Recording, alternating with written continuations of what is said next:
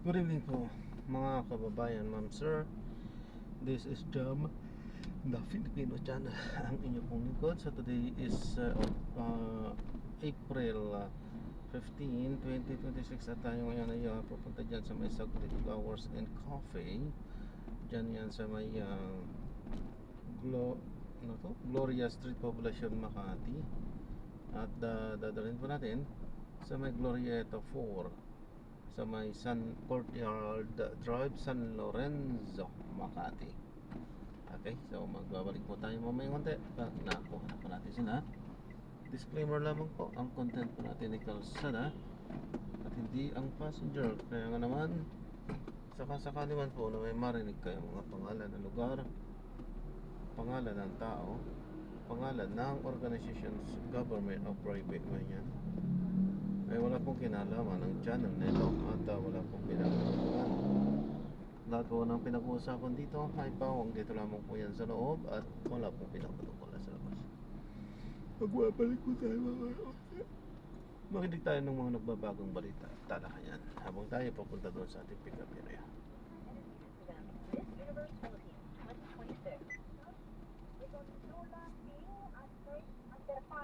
Ayon sa status ng PCO, si Inoy Bugris ay nagpapakalat sa kanyang live broadcast na malala umano ang kondisyon ni Paulong Marcos kasabay ng paghingi ng kontribusyong pinansyal sa kanyang viewers sa pamamagitan ng online wallet at nakasangod sa isa umano nitong broadcast ay i-display pa ng administrator sa FB account ang isang peke o dinoktor na medical document.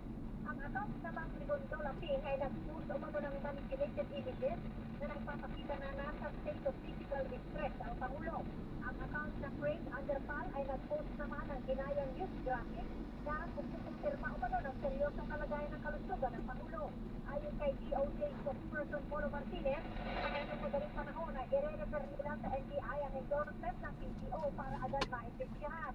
Una rito ay sinabi naman ni Justice Secretary Frederick Vida na pag-aaralan muna nilang isa sa ilalim sa evaluation ng endorsement o referral ng PCO.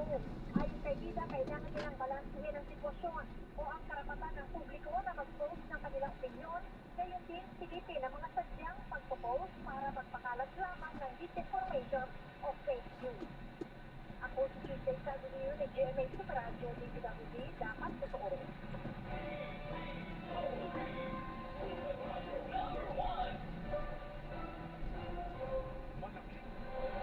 Nagsimula na ang pangungontrata ng gobyerno sa mga pampublikong sasakyan pero maaari pang umabol ayon sa LTFRB at hindi na required ng GPS.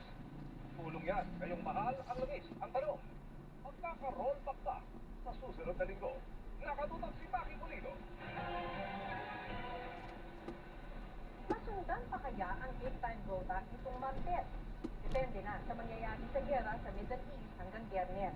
Bahagya ng bumabang patayig ang presyo ng petrolyo batay sa Minoplan Singapore o MOPS sa nakalipas na 2 araw. Yan ay kahit pagkakita ng Amerika at Iran at kahit nagdeklara ng sariling naval blockade si Trump sa Strait of Hormuz. At kung magtuloy-tuloy ang pagmura ng langis sa MOPS, posibleng mag-rollback o kaya hindi kumalaw ang presyo. Medyo steady pa siya. Hopefully they don't do anything very drastic or very violent. Kasi pag halimbawa, pag tinamaan yung isang barko doon, then the market also reacts. So, umaalis ang price sa international market. Pero hindi tayo ba ng Department of Energy sa world market hanggang Biyernes bago magbigay ng estimate para sa susunod na linggo. Kung ano ang kalalabasan na differential, halimbawa tumaas this week compared to last week, ang averages ng 5 days ng mga trading, yun ang magiging adjustment natin for the incoming week. Bilang tulong sa public transport sector na hirap na sa pagmahal ng diesel, ay sinimulan na ang 2,000 service Umaga sa DZMM Radio Patrol sa Istreta at DZMM Teleradyo. At manang issue sa mga napag-uusapan ngayon, pamilyar ka ba sa ARTA? Huwag ka ma-ARTA, huwag ka ma-ARTA. Ano ba ang usapan? Sumali na sa balitaktakan sa fresh na tandem ng bayan. Robert Malo at Doris Liconia. Lunes hanggang Biyernes alas 8 ng umaga sa DZMM DCMM Radio Patrol sa Istreta at DCMM Teleradyo. May tutukod, may maglilingkod, may kakamit ka sa bawat laban ng buhay. Ang inyong DCMM Public Service Team, aktibong naghahatid ng serbisyong sigurado araw-araw. Tita Winnie Cordero at Doc Dennis, Attorney Noel Belprado at Liza Aquino, at John Ami Perez. Lunes hanggang Biyernes mula 1:00 hanggang 4:00 ng hapon sa DCMM Radio Patrol sa Istreta at DCMM Teleradyo. Ulat sa mga insidente at aksidente. Insider report sa mga investigasyon. Dito mo matutuklasan mula sa mga reporter ng bayan. Jeff Camaras at Marlene Madiero sa Bad Report. Bad Report. Lunes hanggang Harap na natin sila. Maraming salamat po sa panonood. Hanggang sa muli, ingat. God bless.